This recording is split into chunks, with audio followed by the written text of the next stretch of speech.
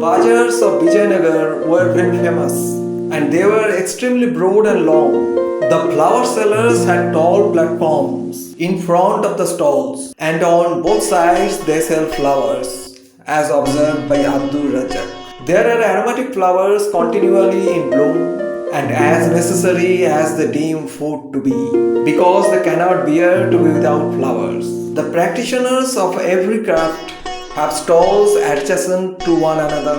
The jewelers sell pearls, diamonds, rubies, emeralds openly in the bazaar.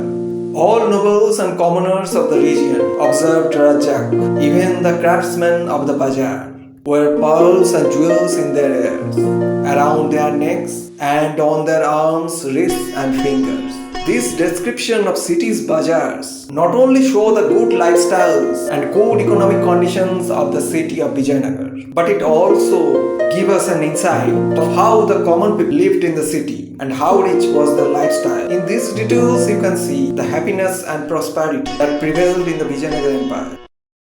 Abdur Razzak also wrote about the brothels and courtesans of the capital city, Vijayanagar. The elaborateness of their brothels or of the beauty, blandishments, and attraction of their courtesans is beyond my ability to express. Prostitutes, adorned with costly pearls and jewels and fine clothing, are quite young and extremely beautiful, and with each stand one or two serving girls. They ply their trade on attractive streets, waiting for customers on chairs outside rows of chambers as clean as can be. Taxes on their income, Abdur Razzak claimed, pay for the city's police services. If the policemen can't find an object reported lost or stolen, they fully compensate the owner for it. Razzak further witnessed several slaves that my companion had bought ran away, and the policemen, after a futile search in the quarter where the poor lived, paid the fair price for each slave to the owners. This description about the excellent police service that existed in the medieval Hindus of Vijayanagar was more advanced than the modern police services and intelligence. Abdur Razzak also described the Hindu celebrations and festivals of Vijayanagar, as well as he observed the social and religious affairs of that time. One of the most important festivals of that time was Mahanavami festival that Razzak attended gave us a vivid description of it. During the Mahanavami festival, a grand annual celebration was held in the Royal Center for many days. Multi-storied pavilions were raised at the festival ground. The female singers, dancers and reciters performed in an enchanting manner. Elephants performed circus tricks. Rivers were given to all. In this festival, almost all the chiefs and governors of the empire were present, with their elephants roaring and raging like mountains and thunderclouds, adorned with weapons and embellished with howdahs, with acrobats and pyrotechnics, and on the elephants' heads, trunks and ears, amazing pictures and strange designs painted in cinnabar and other colors. When Abdur Razzak left the Vijayanagar city for Calicut, he heard the shocking assassination attempt on the king's life by his own brother.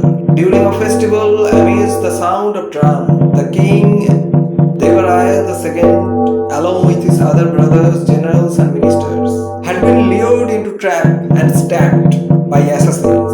Although this attempt injured the king, he survived and soon regained control. What happened after this assassination attempt, Abdur Razzak described in his own language. All those who had in any way aided in the conspiracy were put to death.